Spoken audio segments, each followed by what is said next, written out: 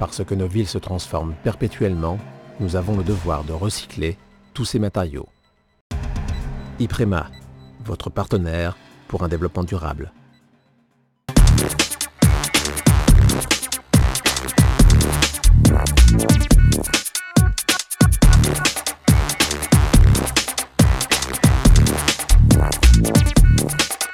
Bonjour et bienvenue dans Équilibre, votre magazine dédié à l'environnement. Pour ce premier numéro de la saison, nous allons découvrir comment la nature gagne du terrain en ville. Les entreprises, par exemple, sont de plus en plus nombreuses à favoriser la biodiversité. Nous le verrons dans un instant. Mais avant cela, rencontre avec l'association Le Vivant et la Ville. Elle développe des projets agricoles en milieu urbain.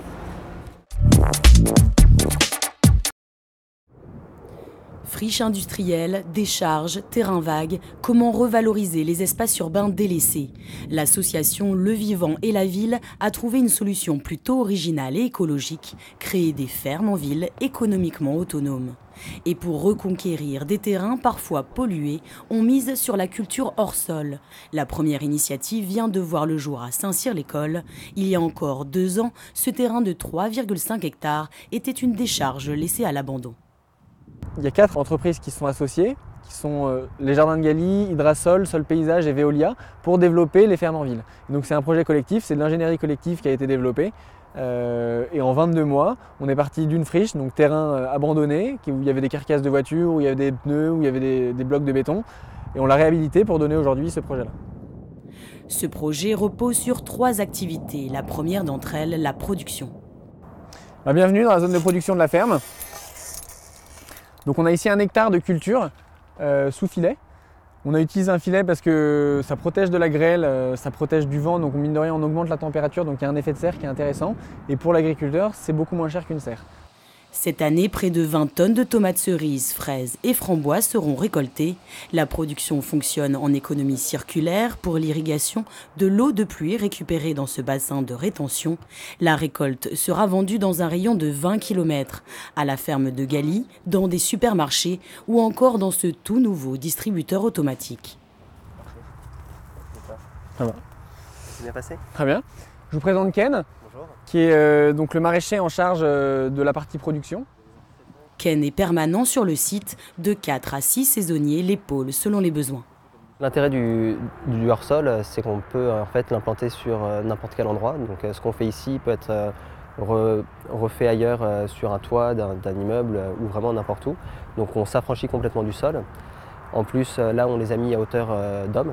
Donc au niveau de la récolte, on est beaucoup plus efficace, on n'a pas de problème musculo-squelettique lié à la posture du travail, donc le travail se fait plus vite. Les fraises ne sont pas en contact direct du sol, donc elles ne vont pas pourrir. Donc en fait, ça présente que des avantages. Autre atout, ce type d'exploitation est amovible. Une fois démonté, il ne laissera aucune trace. Le but du démonstrateur est aussi d'expliquer ce qu'est la culture hors sol et d'initier les particuliers. Pour cela, une zone pédagogique a été créée. Le but étant de montrer au public qu'il y a plein de techniques hors sol qui existent et on veut vraiment dédiaboliser ces techniques, montrer qu'il y a des choses très rustiques et on peut faire un potager en fait suspendu en étant quasiment bio, mais en effet on est hors sol. Donc on commence là, si vous voulez, par le plus simple dans le monde du hors sol, c'est on prend un ballot de paille, on le fait composter, donc pendant 15 jours il va chauffer en fait, et au sein du ballot va se développer un sol. Et ensuite c'est dans ce sol qu'on va planter et ça donne, là on a des courges, on a des salades. Dans ces bacs en bois, on teste différents substrats pour comparer leur efficacité et savoir si un déchet urbain peut devenir une ressource. Concassé de briques pour l'effet drainant, mélange de marc de café et de champignons et bien sûr déchets verts. Le déchet vert c'est une taille de haie, c'est de la tonte, c'est plein de choses comme ça. Compost et déchets verts et en fait ça devient un super bon support de culture. Donc ça on le teste en comparaison avec un terreau classique acheté dans le commerce. Voilà. Un peu plus loin, cette tour agricole récupère l'eau de pluie. Une pompe à énergie solaire permet l'irrigation. On peut tout à fait imaginer ça en milieu urbain, adossé à un centre commercial, à des endroits, parce que comme on voit c'est en étage, donc on augmente la surface au sol. Dans un registre plus moderne qui se veut aussi une source d'inspiration architecturale, ces installations hydroponiques. On a un bac avec de l'eau dedans, avec une pompe qui pousse l'eau tout en haut et ensuite c'est un système de douche qui vient irriguer l'ensemble des cultures. Donc on a juste juste c'est pas un sol, c'est juste un support qui permet de tenir les racines. Et ensuite, au sein de la colonne, les racines viennent directement au contact de l'eau pour prendre les minéraux et pousser, tout simplement. Ici, les minéraux ne viennent plus de la terre. En 2015, ce démonstrateur d'agriculture urbaine lancera sa 3e activité, la location de jardins hors sol pour le grand public, à l'instar des jardins familiaux. De quoi donner des idées pour le toit de son immeuble.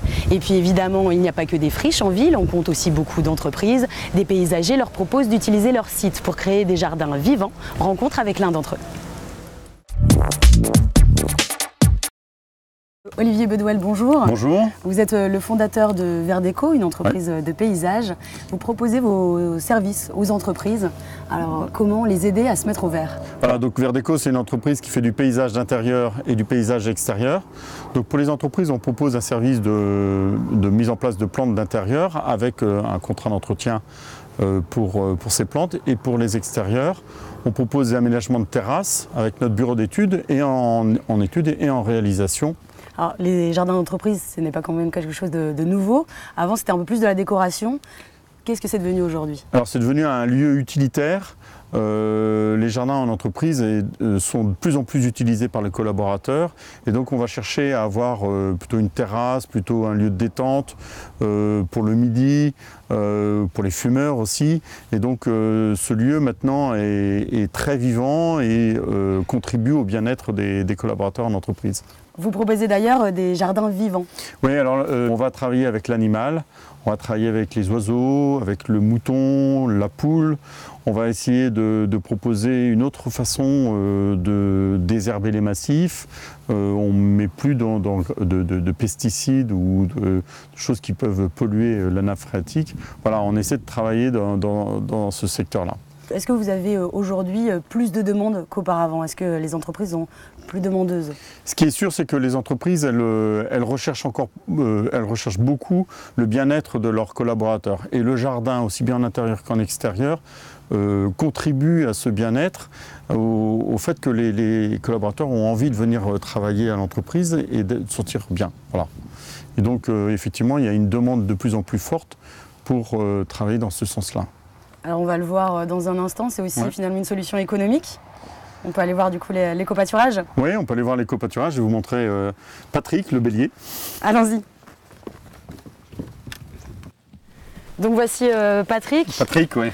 Alors que vient faire un mouton dans une entreprise? Alors donc déjà ça c'est une race tonne et marteau. Et le mouton dans l'entreprise va apporter du lien social entre les collaborateurs. Il va bien sûr entretenir aussi les jardins et pour les entreprises qui ont de grandes surfaces de terrain, eh bien, le mouton va remplacer quelque part l'intervention humaine dans l'entretien du jardin. Ce qui finalement baisse les coûts. Alors pour des grandes surfaces, effectivement ça baisse les coûts et on arrive à être très compétitif et avoir on apporte du vivant dans le jardin et donc on contribue aussi au développement de la biodiversité dans le jardin. Vous proposez également des poules? Alors on propose aussi des poules. Alors ça c'est par exemple on en propose à Neuilly dans des petits patios. On met des poules, on passe régulièrement pour entretenir bien sûr. Et le bruit de la poule contribue à donner une image de l'entreprise un peu cool, on va dire. Et puis aussi les collaborateurs, ils apprécient énormément quand les poules sont là, ils peuvent récupérer les œufs. Enfin voilà, il y a une petite histoire qui se fait tout au long de la journée. Merci beaucoup. Merci. Favoriser la biodiversité, un geste citoyen que les entreprises commencent donc à intégrer. Nous avons rencontré 2 sociétés assez exemplaires dans ce domaine. Reportage. Ces moutons ne broutent pas dans un champ en pleine campagne, mais sur le site d'une entreprise. Pour les 3000 m² qui entourent son dépôt de trappe, Nature et Découverte a opté pour de l'éco-pâturage. Ces moutons remplacent la tondeuse. On va les mettre devant l'entrepôt parce que vous avez vu l'herbe est assez haute aussi, pour le mettre bien le plus propre possible. Et ensuite, d'ici 1 à 2 mois, on va les mettre sur l'arrière de l'entrepôt. Ces 8 moutons doués sans sont loués à une société qui passe tous les 15 jours pour les soins vétérinaires. Le reste du temps, ce sont les salariés de l'entrepôt qui s'en occupent. Ils sont très dociles, on a envie de les caresser, même s'ils sont très peureux. Voilà, donc ça fait, les gens ont envie de s'y intéresser et de venir les voir. Donc voilà, ça a aussi un rôle social. Car l'entreprise souhaite impliquer son personnel. Sur chaque site, une dizaine de salariés volontaires constituent un réseau vert. Ils sont chargés de favoriser la biodiversité, ici les copâturages, mais aussi des ruches ou encore des arbres fruitiers. Quand vous êtes dans votre métier, ce qui vous parle, c'est donner un peu de sens à ce que vous faites. De façon intrinsèque, votre métier peut vous donner du sens, mais tout ce que vous pouvez mettre autour pour compléter et lui donner un peu de richesse, c'est toujours très bienvenu vis-à-vis des salariés. Autre solution pour les entreprises, transformer ces espaces verts en prairies. À Orgeval, la société Chinarps voulait faire de son siège social la vitrine de ses valeurs environnementales. Il y a 3 ans, une belle pelouse verdoyante occupait l'espace. Il y avait à peu près 2 tontes par mois, ça faisait 24 tontes à l'année. Donc c'était très polluant puisque c'était effectivement fait de façon traditionnelle. Et puis on avait vraiment un gazon vert sans vie qui était traité avec des pesticides. Et du coup on voulait donner vie à cette prairie. L'entreprise a signé un éco-contrat avec un autre prestataire. Aujourd'hui, le terrain n'est fauché que 2 fois dans l'année. La dernière date du début du mois. On retrouve une vingtaine de variétés de plantes indigènes. Alors des plantes indigènes, c'est des plantes qu'on n'a pas été chercher partout en France. C'est vraiment des plantes qu'on retrouve localement dans tous nos jardins, dans tous les espaces verts qu'on peut retrouver en région parisienne. Du géranium sauvage au bleuet.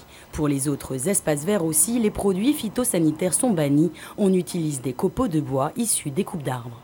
Ça a un double effet, d'une part sur les mauvaises herbes et aussi sur l'aspect irrigation, étant donné qu'on n'irrigue plus du tout, on n'arrose plus du tout nos espaces verts. Pour aller plus loin, des ruches ont été installées et les abeilles ne sont pas les seules à être protégées. Cet hôtel à insectes est un abri pour de multiples espèces en cas d'intempéries. La société ne compte pas s'arrêter là, un potager est à l'étude. On finit avec l'agenda. Rendez-vous le 27 septembre au Scarabée à la Verrière pour le Festival des alternatives écologiques, économiques et sociales. L'association Alternativa Sky vous a concocté tout un programme, rencontres, conférences, mais aussi concerts. Et puis les 11 et 12 octobre, pour ceux qui voudraient rendre leur habitat plus écologique, le forum Éco-Habitat se tiendra à la Fondation Coubertin à Saint-Rémy-les-Chevreuses. C'est la fin de ce magazine. Merci de nous avoir suivis. Je vous donne rendez-vous le mois prochain et d'ici là, prenez soin de la planète.